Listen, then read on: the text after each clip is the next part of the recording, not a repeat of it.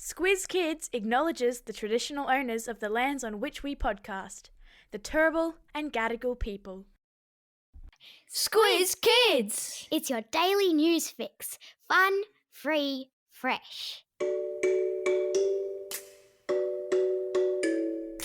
Hello and welcome to Squiz Kids Today, your fresh take on what's happening in the world around you. I'm Bryce Corbett. It's Thursday, March 16. In Squiz Kids Today, kids, sport and concussion in the spotlight.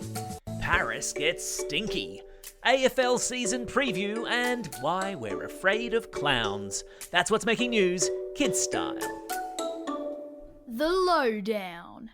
As the weather starts to turn from summer to autumn and the AFL and NRL professional footy competitions kick off, it also means lots of you will be getting ready to run back out onto the paddock to play league, union or AFL wherever in this big old country it is that you live. And this week, there was an announcement that could impact the games you love to play and watch. The people that run the AFL competition in Australia announced on Monday that they have set aside $25 million to study the long-term effects of concussion. The announcement came as some 60 former AFL players joined together in a lawsuit against the AFL seeking compensation for head injuries they say they suffered while playing the game at its highest level. And if you follow rugby league, you will have seen one of the highest profile players in the game, Kalyn Ponga, suffered a head injury, his fourth in 10 months, in a game against the Tigers last weekend. A concussion is an injury to the brain, usually as a result of a serious head knock. It occurs when your head receives enough of a jolt to make your brain temporarily change function. Now, not all head knocks cause concussion, and lots of new rules are being introduced, especially at junior sport level, to make them less likely to happen. And lots of attention will now go into research to see how we can best manage concussions when they occur and, importantly, prevent any long-term damage to little brains. Because sport is important, and the health benefits that come with playing sport are also really important. So this is less of a case of being scared about something as much as it is about being aware of it.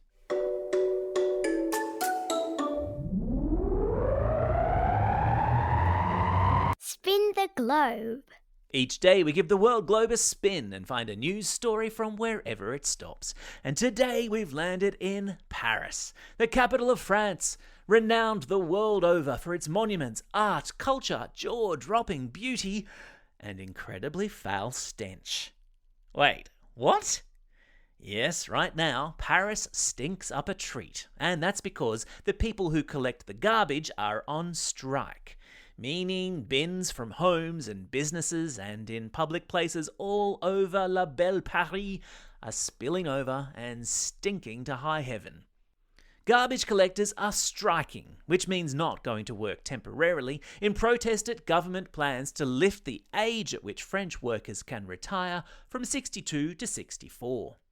And with Paris authorities estimating some 5,600 tonnes of garbage has already piled up on its streets, there are real concerns now that the City of Light could soon be overrun with rats. Ew. Well, I suppose if they're all talented chefs, like Remy the rat from Ratatouille, maybe that could be okay. Yeah, nah, probs not.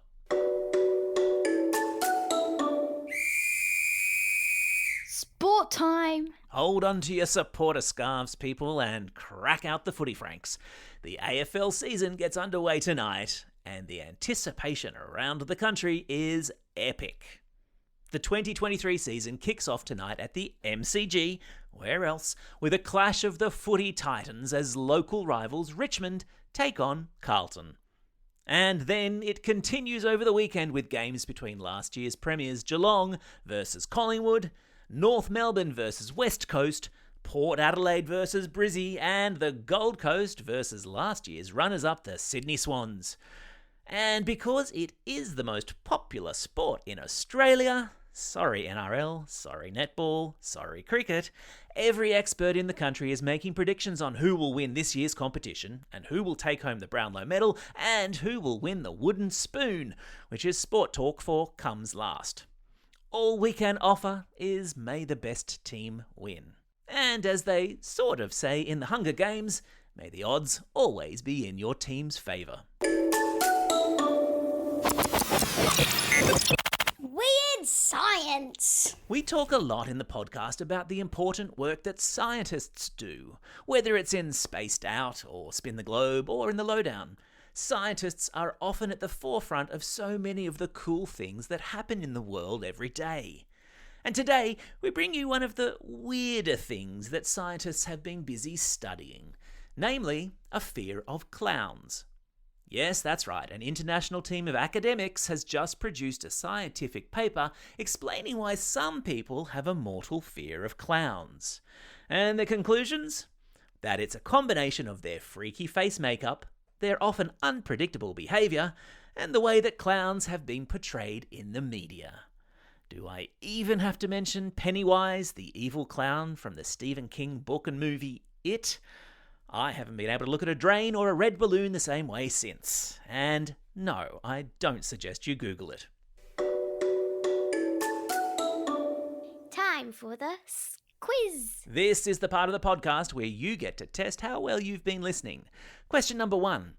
Who has gone on strike in Paris, making the streets a playground for rats? Yeah, that's right, it's the garbage collectors. Question number 2. A fear of what has been the subject of an international scientific study? Yep, that's right, a fear of clowns. Question number 3. Which 2 teams kick off the AFL season with a game at the MCG tonight? Yeah, you got it. It's Richmond versus Carlton.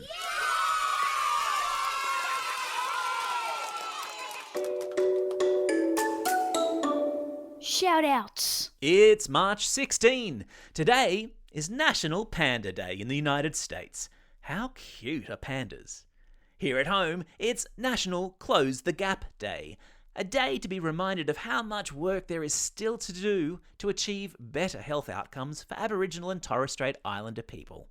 I've stuck a link in today's episode notes if you're keen to learn more. It's also a special day for these Squiz kids celebrating a birthday today. Wilby from Montalto, Millie from Surat, Claudia from Middle Harbour, Lenny from Adelaide, Kevin from Narandra, Tamar from Malvern, Evan from Mansfield, William from Hornsby, and Bella from Melbourne. And a belated birthday shout out goes to James from Murray Farm. And classroom shout outs today go to Class 3-2 and Mrs. Burson at St Andrew's Catholic College in Cairns, Class 6R3 and Miss Prasad at Spring Mountain State School, Class 5-6T with Miss Xantis and Miss Tatel at Middle Harbour Primary School, Class 5-6N and Mrs. Napoleoni at Oakdale Public School, Class 5-6G with Mrs. Nielsen at Sutherland North Public School, and finally to Class 5-6D and Miss Newen at Dandenong South Primary School. Don't forget, if you've got a birthday coming up and you want a shout out, or if you're after a classroom shout out, drop us a line at squizkids@thesquiz.com.au or fill out the form on our website. That's all we have time for. Thanks for listening to Squiz Kids today. We'll be back again tomorrow. In the meantime, get out there and have a most excellent day. Over and out.